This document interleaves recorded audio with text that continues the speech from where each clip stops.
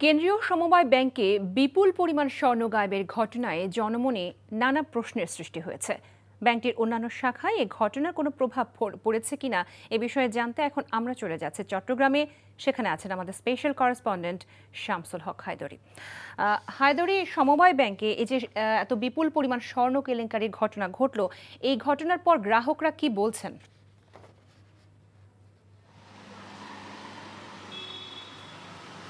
হ্যাঁ লোপা, আমি আছি এখন চট্টগ্রাম কেন্দ্রীয় সমবায় দপ্তর এবং এখানে সমবায় ব্যাংকের দুটি শাখা রয়েছে, একটি চট্টগ্রাম কেন্দ্রীয় শাখা আর একটি বিভাগীয় ব্যাংক।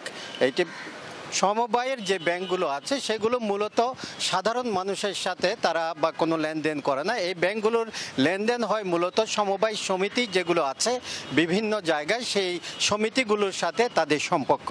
আর সারা দেশে, শুধু ঢাকার বাইরে 64 জেলায় সমবায়ের এই ধরনের ব্যাংকগুলো রয়েছে বলে কর্মকর্তারা আমাদেরকে জানিয়েছেন। আমরা জানতে চেয়েছিলাম যে ঢাকায় যে স্বর্ণ গায়েবের যে ঘটনা ঘটলো কেন্দ্রীয় ব্যাংকে, সেই প্রভাবটা যেহেতু এটা সাধারণ গ্রাহকদের মধ্যে একটা চাঞ্চল্যের সৃষ্টি করেছে, যে দেশের অন্যান্য ব্যাংকে এর কীরকম প্রভাব পড়তে পারে বিষয়টা আমরা জানার চেষ্টা করেছি।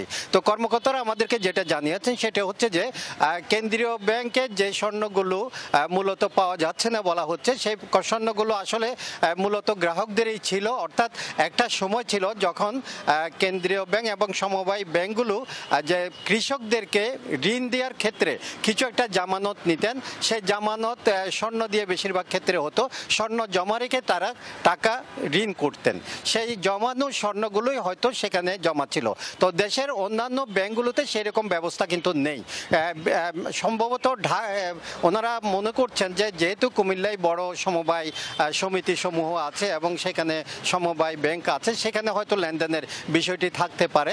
এবং যে অন্যান্য জেলায় সারা দেশব্যাপী যে ব্যাংকগুলো আছে সেই ব্যাংকগুলোতে যে এরকম জামানত নিয়ে ঋণ দেওয়া সেরকম কোনো ঘটনা ঘটছে না। আর বিশেষ করে দীর্ঘদিন ধরে এই যে সমবায়ের যে ব্যাংকগুলো আছে সেগুলো মূলত এক ধরনের অচল অবস্থার মধ্যে আছে, কারণ দেশের অন্যান্য ব্যাংকগুলো এত বেশি হয়েছে যে কারণে আর এই ব্যাংকগুলোর সাথে তেমন কোনো লেনদেন কেউ করছে না। বিশেষ করে ঢাকায় যে ঘটনাটি ঘটেছে সেই ঘটনা অন্যান্য ব্যাংকে ঘটার কোনো সম্ভাবনা নাই, এর সাথে সম্পর্ক অন্যান্য ব্যাংকগুলোর নেই। তো কর্মকর্তারা যেটা বলছেন, মুদ্রা কথা হচ্ছে এটুকুই যে ঢাকায় যে ঘটনা ঘটছে স্বর্ণ গায়েবের, সেই স্বর্ণ গায়েবের ঘটনার কারণে কেন্দ্রীয় ব্যাংকের সেই ঘটনার কারণে দেশের অন্যান্য জেলাসমূহের যে ব্যাংকগুলো আছে সেই ব্যাংকগুলোতে কোনো রকমের প্রভাব পড়বে না, অর্থাৎ সেখানে কোনো নেতিবাচক প্রভাব পড়বে না বলে জানিয়েছেন কর্মকর্তারা। লোপা, জানছিলাম সমবায় ব্যাংকের স্বর্ণ কেলেঙ্কারির প্রভাব সম্পর্কে। এখন আমার খুব ক্ষুধা লাগছে, আমি খাবো।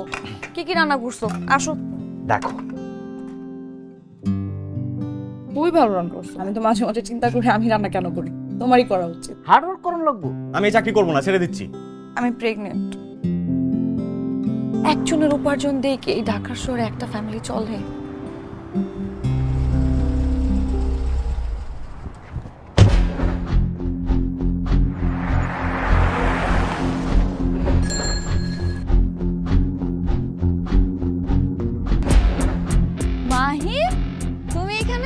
পরিচয় করে দিই, উনি আমার বস। অনেক ভালো করে চিনি। ওর পেটে যে বাচ্চা বড় হচ্ছে ও তোমার না, ওর বেঁচে থাকার কোনো অধিকার নেই। ওকে খুন করো।